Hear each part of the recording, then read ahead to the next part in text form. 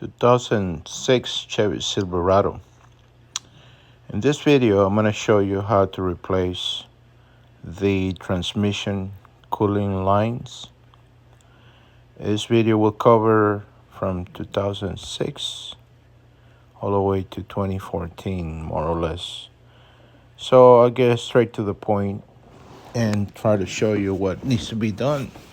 The transmission cooling lines, they run from the transmission all the way to the radiator, and from the radiator to the front cooler.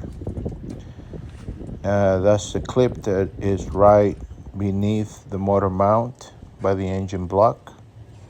You're gonna have to remove your cover, the fender cover or the mud guard, in order to access this part. This is the passenger side. So those are the original lines. These are the hoses that I bought for it. I got this online. I'm gonna put the link for those on the description. They come ready to be installed. This should be pretty easy. It's 3 hoses. It's one hose that comes from here.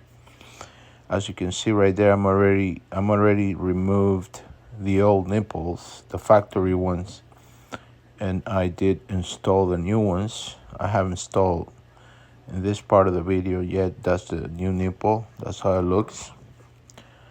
That's what's gonna go into that hole. But like I said, these 3 hoses, they come already made and they're fit perfectly. That's the old nipple. That's the old style. You insert that one, you snap it in with a snap ring and it holds it in place. But with the new ones, all you have to do is thread it in and you're ready to go. I mean, they're pretty easy to do, actually. I mean, the hoses, like I said, they're a little bit of a pain in the butt to align the hoses and to lay the hoses in. But once you get it done, you do it right. It's not that difficult. You just got to squeeze the hoses between the engine and the motor mount. And you got to be careful how you thread. You got to make sure that you thread those by hand, and they're supposed to go in smoothly. And that way you make sure that you don't cross thread them so that you don't have any leakage. But yeah, it's pretty straightforward. They're 1 inch in size. You can use a socket with a ratchet to tighten them out. Yeah, you see that I'm already removed the nipple from the radiator, and that one, you gotta be careful that sometimes the radiator will leak the antifreeze when you remove it. This is the front of the truck. That's the new nipple right there. You gotta be careful. You gotta put a crescent when you break that loose. You see that's the crescent right there on top, in order that you don't bend your transmission cooler, because this is aluminum. It'll bend pretty easy if you're not careful. That's the old nipple still in place there. That's what came out of it. That's the old style. So pretty much what I did is, as I was removing, there's still the hose there. That's the old hose, aluminum hose there.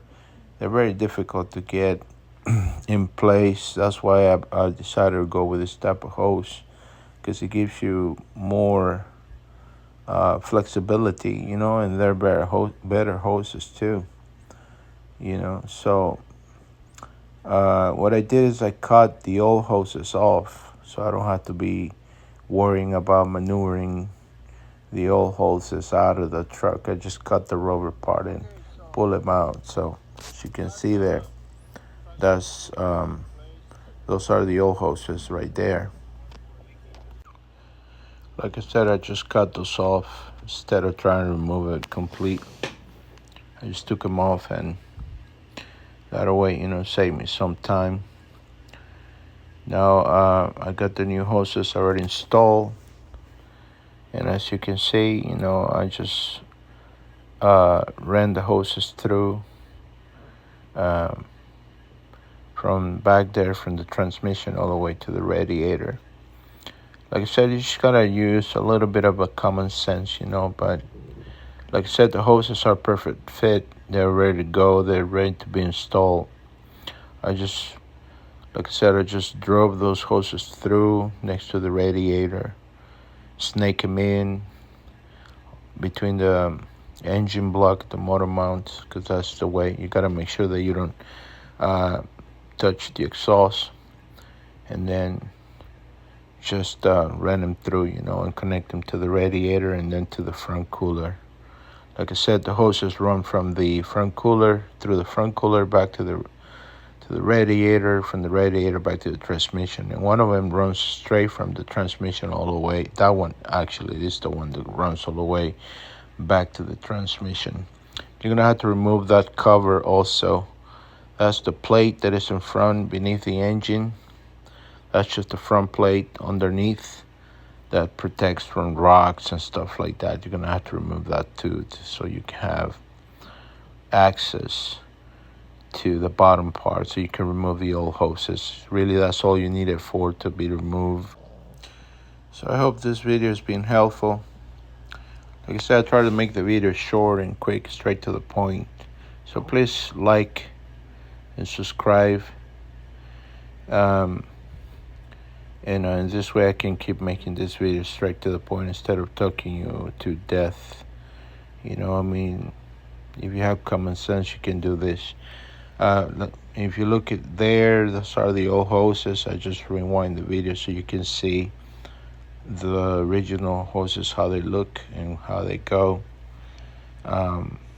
Basically, what you have to remove, you're gonna have to remove that hose too, right there. The comes from the turbo. It's no big deal. Those are the hoses.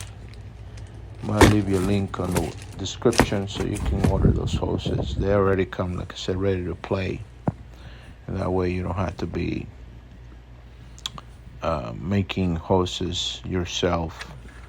They already come ready to go. I'm not making any money from that. I want to help you out if I can. Like I said, you just gotta be careful when you replace those nipples.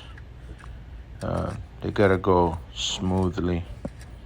You gotta thread them by hand and make sure that you do it right, so you're not gonna have any issues with the threads, because if you damage those threads, it could be a bad day for you. And when you lay out the new hoses, like I said, you just gotta be careful they're not touching that exhaust pipe coming out of the turbo. But yeah, that's pretty much what it is. You see, I removed that hose right there. That comes from the that's the intake. I have to remove it, and also the air filter. All right, thank you.